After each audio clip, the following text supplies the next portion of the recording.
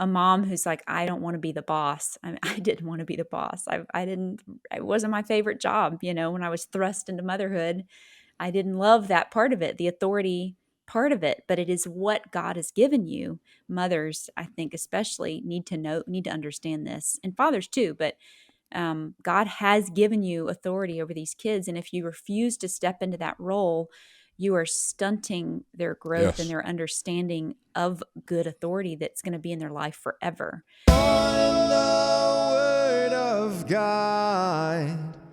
Welcome to Grounded, a podcast for restoring the church to a biblical foundation. At least we sure hope we're helping to do that.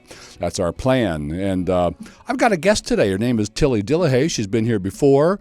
And just note, she's going to be a speaker at our ladies' conference in March. More about that. Stay tuned. But let me give you a little bit of bio. Tilly is a pastor's wife, homeschooling mother of 4, Christian author based in Tennessee. I don't know why this is in the bio. The smallest county in Tennessee. Is that true? It is. She also contributes to Desiring God, way to go, Gospel Coalition, and Risen Motherhood, which I'm not familiar with. She's written some books, Seeing Green, Don't Let Envy Color Your Joy, Broken Bread, and My Dear Hemlock. That's the one that we were together on in our first podcast together. Welcome, Tilly. Thank you for joining me here today. Good to be back. Yeah, great. Looking forward to meeting you in person. Our ladies are really excited about that coming up in March. Woohoo! We're excited. It's going to be on the theme of the Dear Hemlock book. I'm wondering, are they all going to come up themed in their clothing somehow? Oh my goodness! I don't know what you'd wear. You can't wear a demon costume, so that wouldn't. Yeah, work. let's not. Actually, though, I just got an email this morning from a lady who was talking about adapting Hemlock for the stage with her community theater, and I was like, wow. I got to think about that for a minute, but it sounds fun. It sounds fun. Pretty crazy idea. Yep. Hey, let me tell you one more little story about my copy of the book. So it's a beautiful book. It's got a beautiful binding, beautiful cover on it. Yes. Thoughtfully done and very lovely and all that. So I read that book so that you and I could do that interview. I was interviewing you about the book. It was a promo for your book.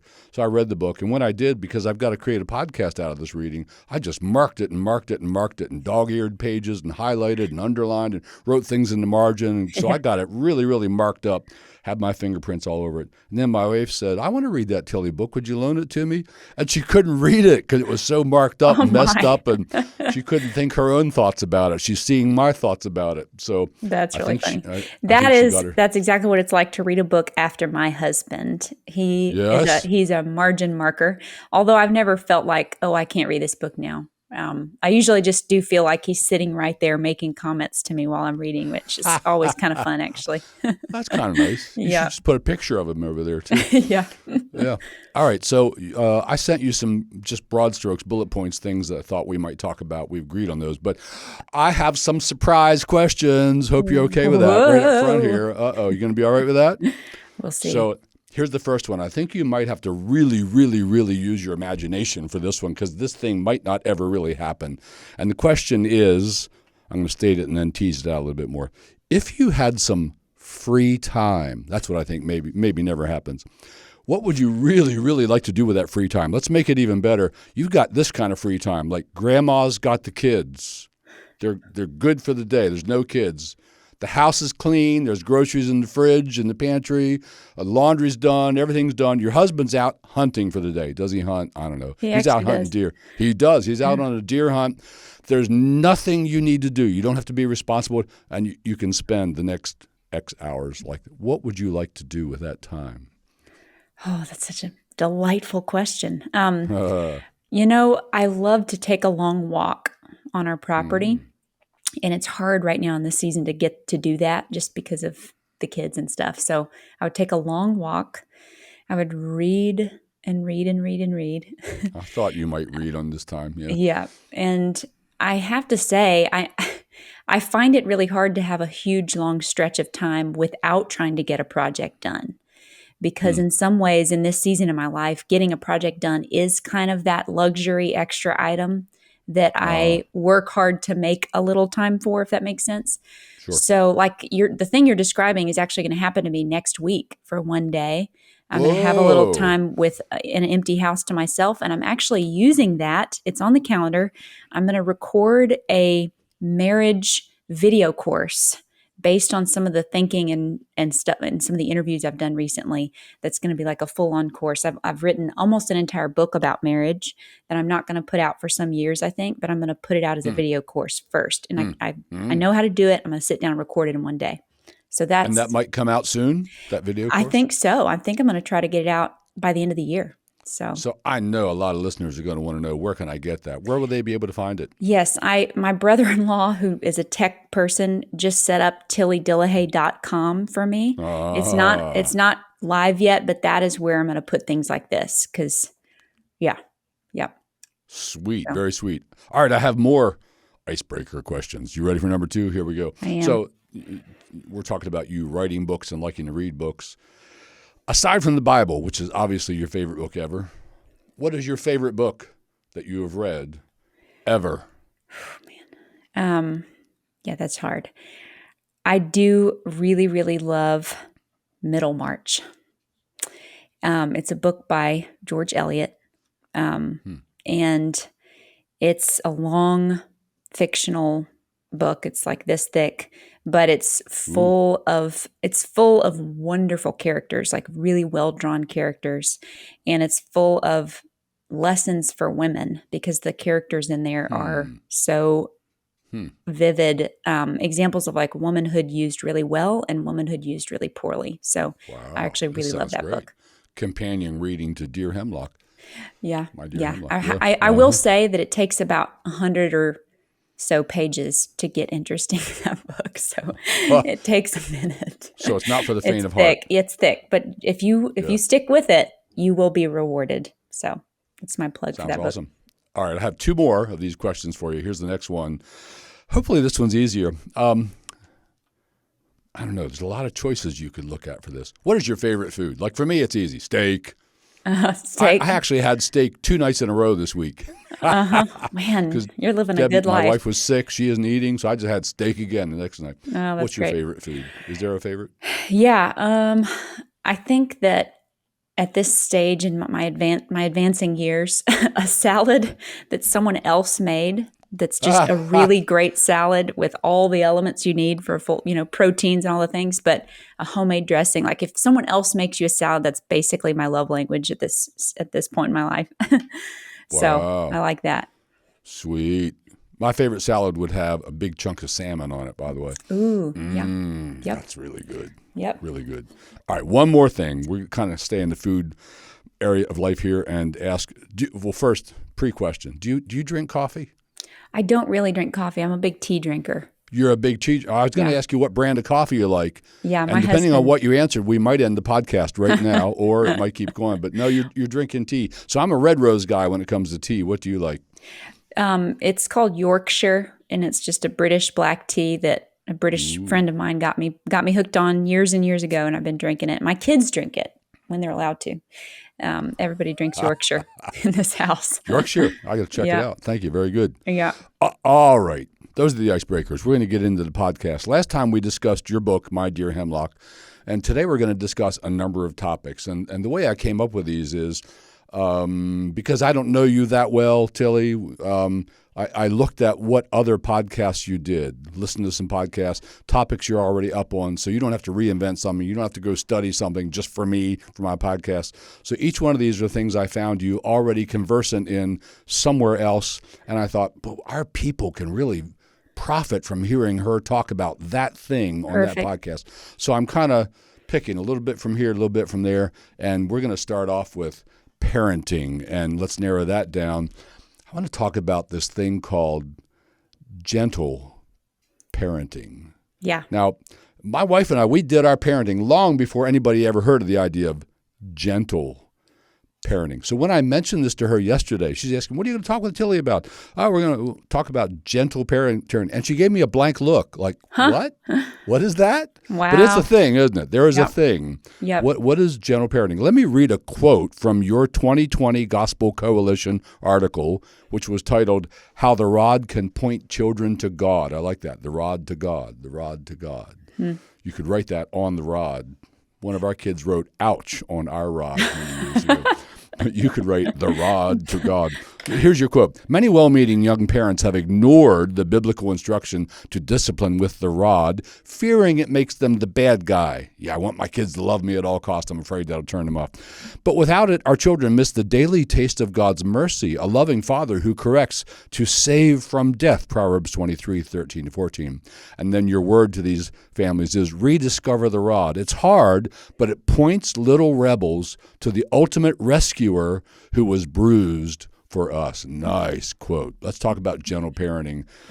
What would you like to say to us about gentle parenting? Okay, yeah. So gentle parenting is I don't really know who originated that term. I just know that if you go on Instagram and you read a bunch of kind of mommy parenting tips and follow some of the specific accounts, you're going to get a steady stream of this from the kind of the worldly wisdom about what's good to do for parenting. So my understanding of it is basically your job is to emotionally walk through difficult emotions with your children. You want to get down kind of on their level and talk them through. When you have a little kid having a tantrum, you want to sort of help them identify what feelings they're feeling.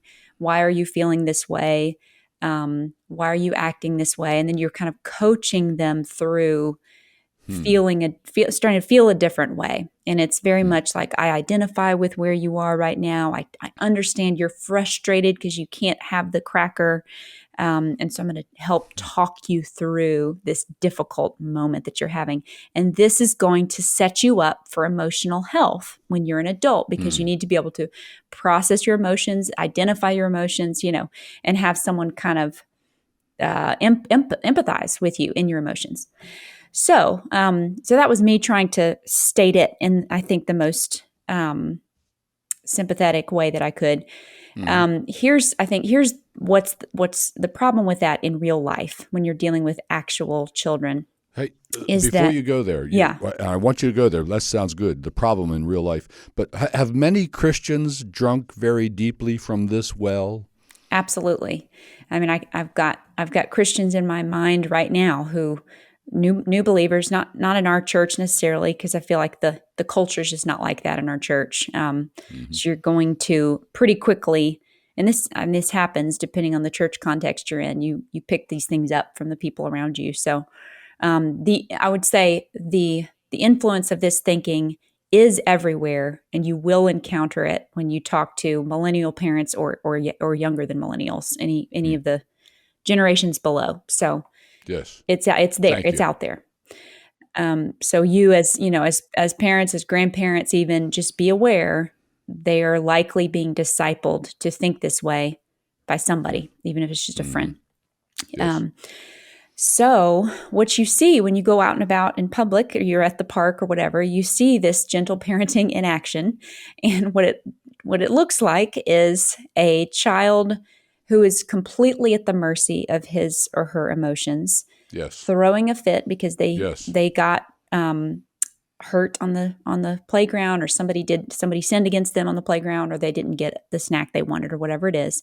And you see a parent bending down, talking to them a lot, and the child not hearing a word that the parent is saying because they can't hear. And so I think the basic misunderstanding with gentle parenting is the idea that you can avoid confrontation with your child, and you can somehow take them by the hand and lead them out of an emotional stew without any kind of discipline or confrontation happening. And the problem is that your children are actually moral creatures. They were born with a sinful bent where when they don't get what they want, they will make things difficult for people around them until they get what they want. So yes, they are feeling genuine emotions. Absolutely. Like that scream cry from them when someone takes their toy away, that is genuine emotion for sure. It's just that it's not emotion that is legitimate or righteous. So it's a sinful emotion that they're feeling, which means there's sin involved. That's right. And so what they need, especially when they're real little, it starts usually when they're about 18 months is when they start to really have a strong will and start to to fuss and throw little fits. But what is happening is that they don't know how to manage the strong storm of the will that is in them. And your job as a parent is to teach them to be managers of their emotions. And you don't, when they're really little, you can't do that by talking to them so much. You do that by swiftly bringing, with absolute calm and absolute kindness, bringing disciplinary moments to bear, which means when they throw a fit, they get a spanking. And they get a spanking from a parent who is absolutely in control of his or her emotions, so that the child can see, this is not my parent freaking out and coming after me. This is my parent helping me to swiftly correct this emotion. And it's the child learning that it's possible to actually control your emotions. I have a 2-year-old, and I can tell my 2-year-old, show me a cheerful face, and my 2-year-old can literally flip her little stink that she's having into a cheerful face. And what she discovers is not like, oh, I can only repress emotions now and I'm going to be emotionally stunted for life. What she's learning is it's actually possible for me to take a bad moment and disciple myself into a better frame of mind. So she's learning that from a really young age. Like, it's possible to have self-control even in your face. Self-control. Right.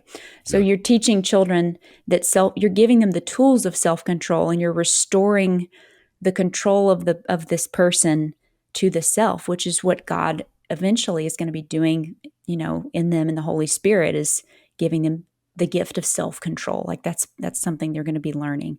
So you're starting that process. You're letting them know what's possible. It's actually possible not to scream and hit someone when you're angry. It's possible not to fall down on the ground and have a fit in the grocery store. So they're learning. They're learning what's possible, and you're giving them a huge gift if you can give them the gift of self-control. So that was a long-winded. Amen. Yeah. And do we not all witness so many children out in public who have not been given the gift of self-control, and we all suffer because of it. Right. And parents are embarrassed. And the parents suffer because of it, and they find themselves disliking their little child, and then the gentle parenting gets really, really militant. There's a stage where they're just like, I'm still gentle parenting, and you're just like, I wouldn't be able to speak the way that you're still trying to speak to that child in this moment, because you're giving yourself an impossible task, which is to be superhuman in your self-control of speaking kindly to a child who makes your life miserable all the time. Yeah. Trying to speak with reason to an unreasonable young child. That's right. Something you just said a few moments ago reminded me of one of Jordan Peterson's points, though, in his 12 Rules for Life book, which is not like my favorite go-to book. But anyway. I know what you're talking about. Yeah, he has a lot of common grace sense. And he says, don't let your child do anything that makes you not like them. Right. Yeah. And That's I think really good. Yeah, it is. There's something to that, even though there may be a worldly element of like, you may have a special needs child, or a child who's just got such a personality. It's hard for you to like that child. And it's still your job to ask the Lord for help to like that child, I think, as a parent. But I think there's definitely something to what he's saying. He's just saying, like, don't give yourself an impossible job of letting your child behave in such a way that almost anyone in the world would dislike them, and then say, I'm going to be the one who likes them. It's just too hard.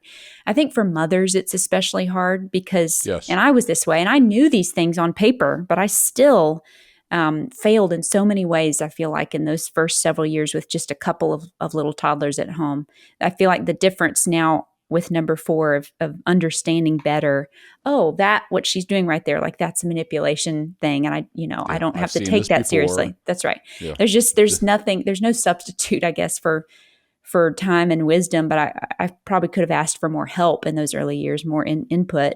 But I know for me, like, I'm very averse to confrontation, and most women are. Most mothers are, which means we have this thing where we are trying so hard to keep a wonderful, calm, peaceful environment in our homes, which is great.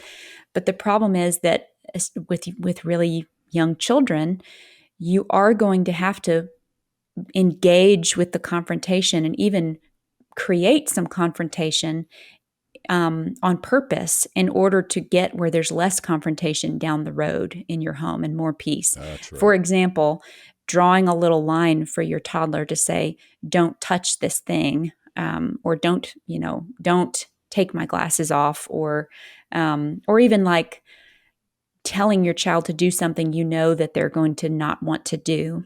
It means you are creating a moment that may be a confrontation moment, but if you're ready for it and you're calm, you're training and you're walking through that confrontation, but it actually is going to give you less confrontation later on. So, but if you're like very confrontation averse, you're going to be like me and give suggestions instead of commands, so that like if they don't do it, I was just asking them, do you want to put away your plate, after lunch? Or would y'all prefer to go to take a walk first or play at the park first or whatever? So just a lot of like workarounds without giving direct commands so that you can avoid the confrontation. But you really have to rise to the occasion, meet with the confrontation head on purpose, so that you earn true peace in your home instead of a false peace.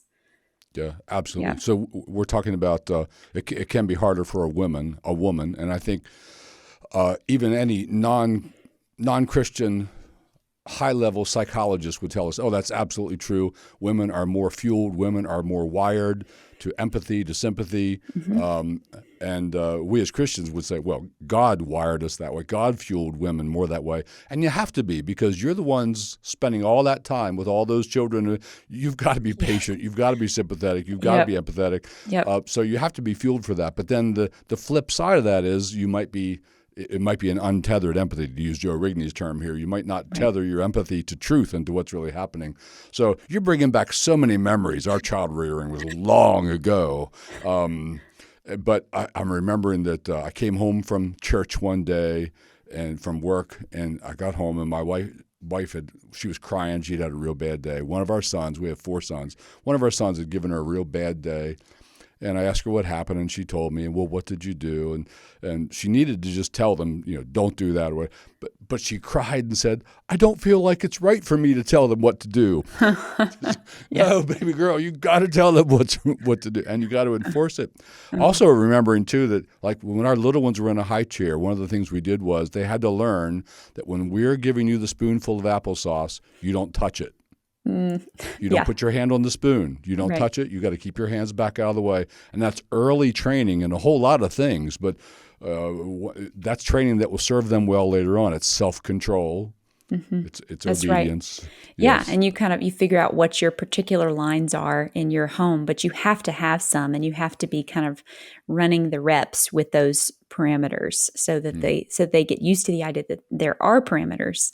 And yeah, I mean, a mom who's like, I don't want to be the boss. I didn't want to be the boss. It wasn't my favorite job. When I was thrust into motherhood, I didn't love that part of it, the authority part of it, but it is what God has given you. Mothers, I think especially, need to understand this, and fathers too, but God has given you authority over these kids. And if you refuse to step into that role, you are stunting their growth and their understanding of good authority that's going to be in their life forever. So you need to get comfortable in that one way or another. You're going to have to step in. Yeah. Amen. Yeah. So we encourage that. We found that when we understood that we needed to use the rod, and we did, we didn't have to use it that often because it made quite a point.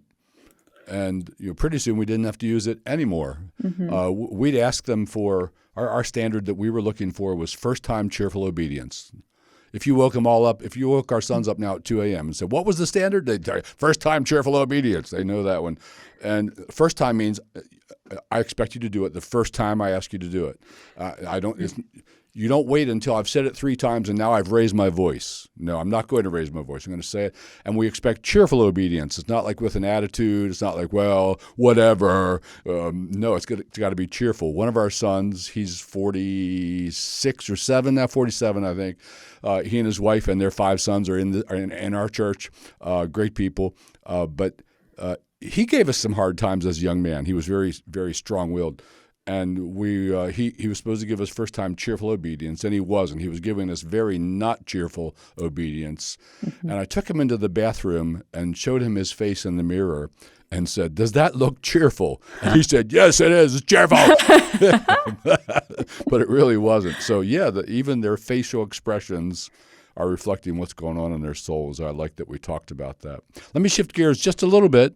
We're staying on the parenting theme for a moment, but are there other trends, Tilly, other trends in modern parenting? Because I'm out of touch with that. I'm grandpa now. Are there other trends in modern parenting that are harmful? They're really harmful to children. They might be well-meaning. This sounds good, but it's the world's wisdom, not God's. Harmful to children and not really helpful. Are there others? And if so, what would they be? Yeah, I mean, I'm a little bit out of touch too. I haven't been on Instagram. And that's where I would know stuff like that. But something that does come to mind is just and this is getting into my second book a little bit actually, but just the slavery of certain moms to clean eating and clean living, like environmentally clean eating and living, to a degree that it causes her to neglect some of the first things. So I want to be real careful here because I know, all of us, every mother is trying to feed her children, clothe her children, clean her house in ways that are good for the family. I know I was just telling my daughters last week, there's really 4 things that I think about when I'm deciding what food to make. And it's like, health, taste, cost, and time. So like those, there's always a different balance of those 4. And you may sacrifice some of the convenience in order to make things that are tastier and cheaper and healthier, or sacrifice a little health to make something that's a little more convenient, So just understanding like that's the constant balancing act that we're all doing, all of us who are feeding people. So that's a given. And it's also a given that we are in a culture that's got some kind of a food problem. I can't go into what the food problems are because there's so many of them, but we've got some food problems in our culture. So I understand that, and I understand that you're accepting the role of sort of the keeper of the family food as a mother often. But in all of that, if that causes you to be ungracious to someone who's feeding your family, causes you to ignore what your husband's clear preferences are when it comes to what you're eating, what you're feeding, the family at supper or whatever, or causes you to be a worry wart, or just a mom who's just constantly fearful or worrying, then it has stopped being something that's a healthy consideration and become something more like an idol or a stumbling block. So just, it's important to remember like how you honor your husband and respect your husband's wishes in the food is more important than whether your beef was grass-fed. Like it just is. And whether you are snappish and stressed out with your kids is more important than whether they're eating red food dye or high fructose corn syrup. Like these things are important to a degree, but there are a lot of things that are of greater importance. And I think one of the main things is just the environment of your home. Emotionally and spiritually is more important. So very nice. That has an application for me, really. So I am pretty much, you're looking at me here, right? Here was what's going on in my life food-wise right now. I am pretty much on a carnivore diet. Okay, yeah. I say pretty much because I cheat. Okay. So there are times when I think, all right, I'm going to eat that cookie. I'll eat that cookie. But I'm pretty much on a carnivore diet. But people invite us over and they say, do you have any special food things? And I tell them, no, whatever you make, we'll love it. We like all foods. We'll enjoy anything. And I'm thinking about the biblical principle where Paul says people are concerned about, I might be eating food that was offered to an idol. And he says, go and eat whatever they serve you. Don't ask any questions. And that's kind of applying to me. I need to be willing to flex on my carnivore diet to make their life easier, their cooking easier, the whole meal easier, something we can all, I'm going to eat the same thing they do, so it's communal and we're all together. So there's an application for a grown man here, as well as applications for what we do with our kids and our families. Yeah. So this reminds me though of another new word for me. Gentle parenting was a kind of a new term, but so is crunchy. Crunchy. That's right. Crunchy. That's right. So I was not aware of crunchy until honestly several months ago. I'm in a conversation somewhere in this church building of ours, and a couple women, and one of them mentioned, well, she's crunchy and I'm crunchy, and I asked, wait a minute, what is this thing? What is What is kind of an crunchy? adjective So, is this?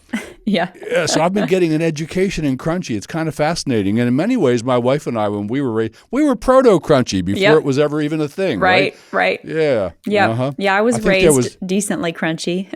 Yes. Uh-huh. And I can tell, I mean, in the last like maybe 10 years, I can see that I have become crunchier every year, actually. I mean, just looking at what my actual, family choices are. But again, there's a hierarchy of Nice. considerations, and it's totally fine to be crunchy. It's just not fine to be ungracious or to set that thing up as an idol in your home, or to let it cause you to be ungracious to your own family members. So, yep.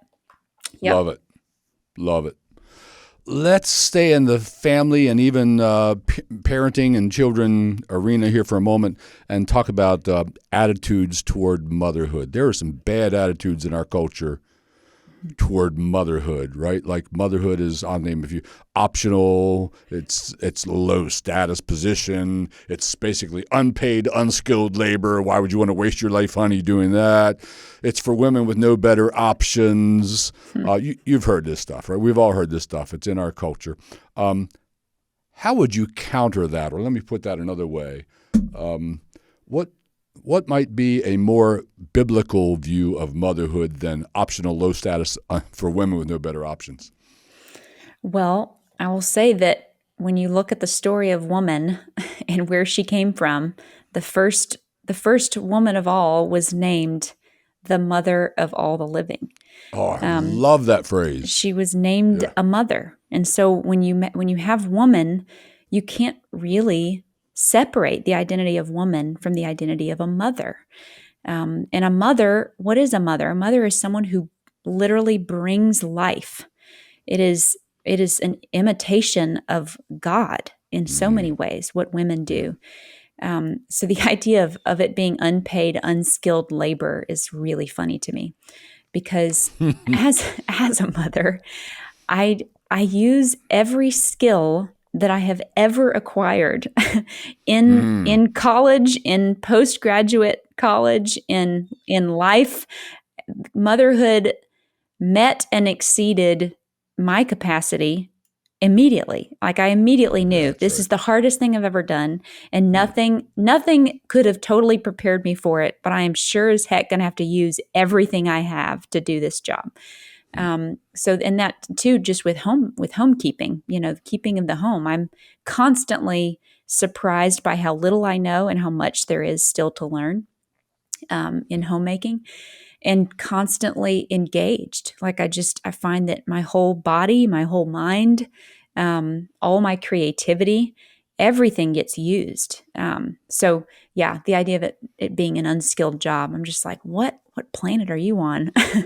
Yeah, it's really the way you're talking about this. You reminded me of Edith Schaefer. Have you read some Edith Schaefer? I have. Francis Schaefer and Edith. Yeah, yes? I have. And her book, What is a Family? We really crunched down on that book. Just speaking of crunchy, crunchy. We munched down on that book big time. Actually, we got to meet Edith and Francis. We had them autograph some of our books and stuff. I think that copy of ours is autographed by Edith.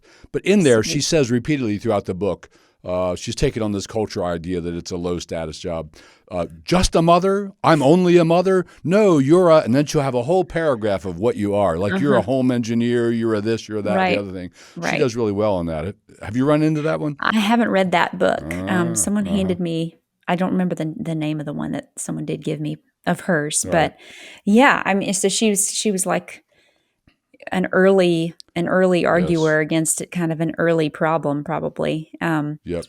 With the problem existed back when we were raising kids. Motherhood's a waste of your time. Well, for sure. I mean, I would say, looking at, even if you do get out on YouTube or whatever, some of the channels that are running now are young people, younger than, in their 20s, young people getting on YouTube to show you how to do basic homemaking skills, like Hmm. old skills, like here's how to make butter, How to or make here is how bread. to Uh-huh. can something. Here's how to make bread.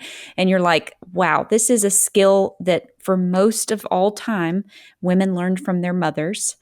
And we Hmm. are probably 3 generations or more in on women not knowing how to do these things. And there's a hunger, I feel like, in the young people of like wanting to touch and taste and feel some of these skills. And Yeah. I think that's great. I think there is kind of a resurgence of an interest at least. But I do think it's important for people, for women to sort of assume that you maybe don't know how to do some of these basic things. Like maybe you're not very good at cleaning a house, and Hmm. maybe you're not that great of a cook. And this is a great opportunity for you to say, okay, well, what would it take for me to become better at these things and take them seriously, because they are serious. So yeah, that's Pretty been, nice. yeah, So I'll even mention that kind of from the ground up, a ministry developed in our church. It's called Haven Makers. And our elders gave it our imprimatur. We love that it's happening. We kind of stay in touch with what's happening in it. But it's a group of women who get together once a month, and some of the more senior women in there who are really good at this stuff, and they're great models of Christian, godly woman as well, or we wouldn't let them be in this role. But in Haven Makers, they'll have, they're here on a Saturday morning, they're in our church kitchen, and maybe they're learning how to make a pie crust. great. The Oh, I focus love that that. day is make a pie. Another day it's how to can things. Another day it's I Yeah, don't know what. I can't remember. I'm not in there. I I don't know love what it. else they've had. I But love it. they're laying down these skills for these things, and the women are loving it. There's a Yeah, lot of women, a lot of young women who are going to this yeah, because they want to acquire these skills. So yeah. I It's love Titus that. I 2. love the whole thing. Yeah, there you go. Uh-huh. Yeah, yeah. It's Titus Titus 2. 2. I mean, that's a specific thing mentioned in Titus 2. The older women should be teaching the younger women how to care for their homes. That's Manage the that's home. like canning, like that's Yeah. practical skills. Yes. So that's great. I love that. Yeah. And a lot of women nowadays come from a home where you didn't witness any of those skills going on, right? It was ordering pizza and wings again. Right. That's Yeah. right. Yeah, Yeah. like where to Yeah. order in. Yeah. Yeah. All right. I'm going to move to a little bit different theme now. There's a thing. We doing okay on time? You still good? Yeah, I'm good. Okay, good. There's a new term called. I became aware of this maybe 6 months ago when I heard someone use this term. It's a thing called self-care.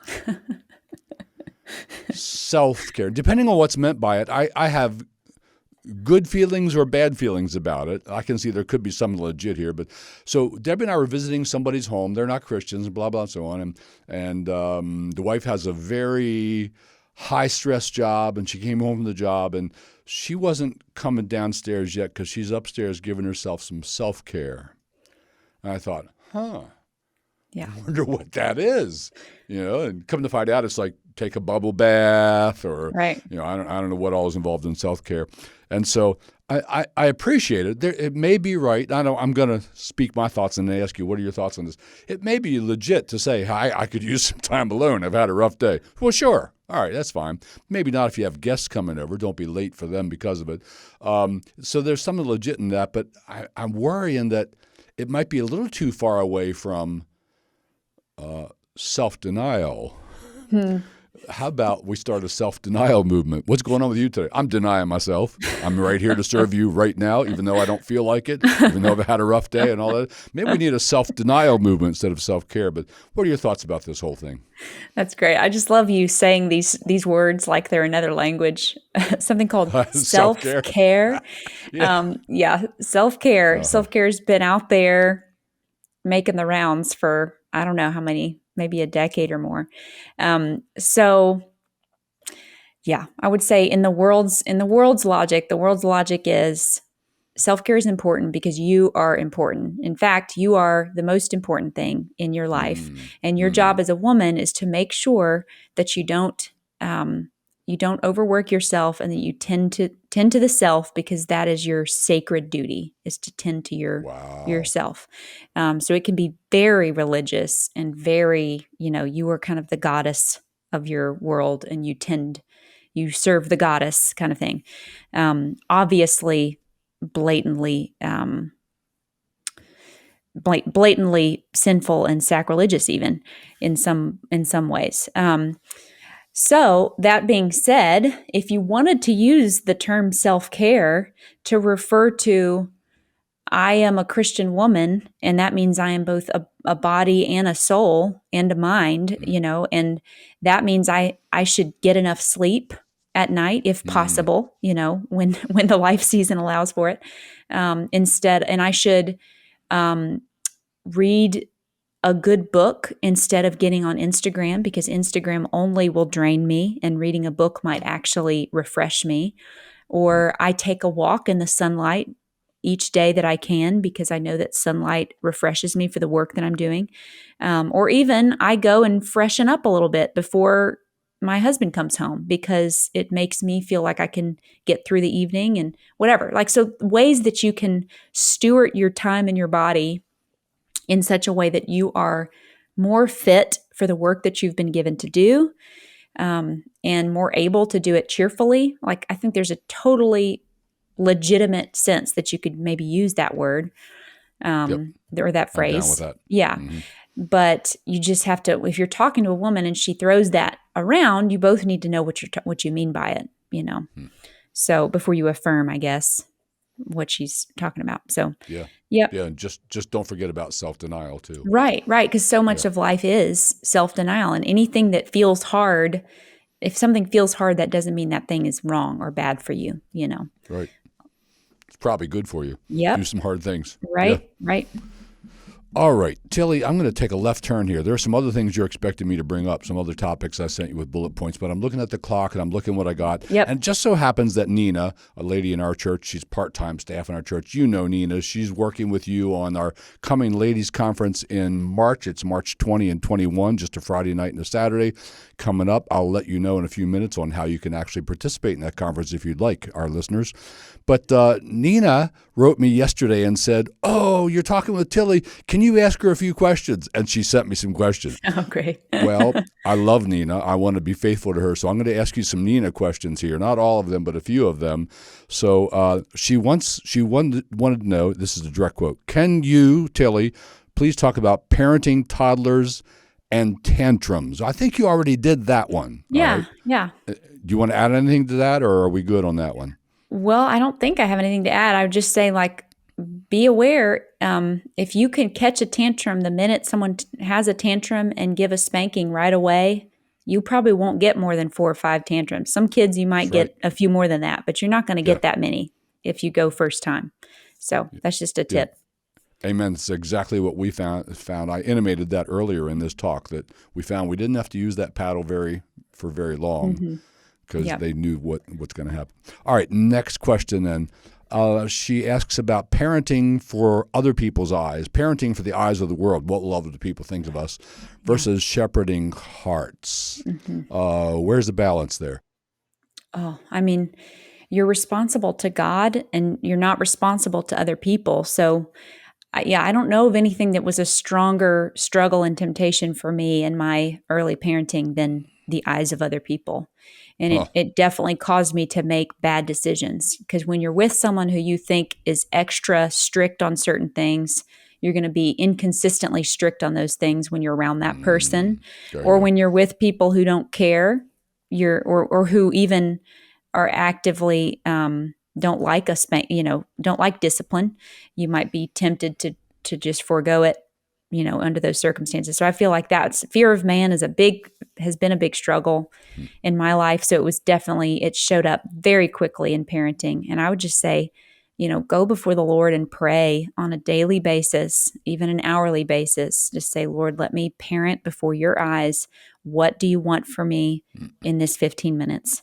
What do you want? What is the standard that I can have for my children that doesn't change depending on who I'm with?" And he can help you, but man, it is hard. Yeah, but that was wonderful counsel. Thank you for that. Nina, I'm sorry. I'm going to stop right there. We're not going to ask some more of your questions. And I Hello, want to Nina. turn, that was nice. I want to turn the corner instead and talk for a moment about this upcoming ladies conference. So you, your husband, and your children are all going to be here, but you are leading our ladies in a Friday night, Saturday ladies conference again on March 20 and 21. And I'm letting you know, listeners, you who are in the Mid-Atlantic region, that you are welcome to this conference. You're already profiting from Tilly's books and maybe speaking and so on and so forth. If you would like to come to the conference, here's a quick and easy way to do it. There will be a link in the podcast description. You click on that link, and that'll take you to a place where you can inquire, sign up, and so on and so forth. So please do. We'd love to have you at our ladies conference. I think there will be room for more than our ladies alone. So, Tilly, any comments about that conference? It's going to be focused on the Dear Hemlock information. Anything you want to say about it? Yeah. Right now, I've got 3 talks planned, and it'll be what Satan wants for your home, what Satan wants for your marriage, and what Satan wants for your spiritual walk. So, divided into those subjects. That's what I'm planning right now, at least. Sounds positively yummy. One final question for you, Tilly. Are you working on any other books? You mentioned you're doing one on marriage, but I think you want to live longer and be married longer before you publish that one. That's what you're saying, isn't it? So Yep. That was going to come out someday, Lord willing. Anything else that's more coming out sooner? Nothing that I know about for sure. So, Okay. Maybe some irons in the fire, but none of them are coming to full heat yet, huh? yeah. Good. All right. That's it for this podcast today. Thank you so much, Tilly Dillehay, for joining me. And hey, thank you, listeners, too. Hope you'll come to Grounded again. We'd love to have you back. I always want to say love to see you again, but I don't actually see you. You see us. So hope you'll come back and enjoy a Grounded episode with us again in the future. And maybe even, if you're really liking it, maybe even share this with a friend, and we'd be forever thankful to you. All right, thanks for joining me. That's all for today.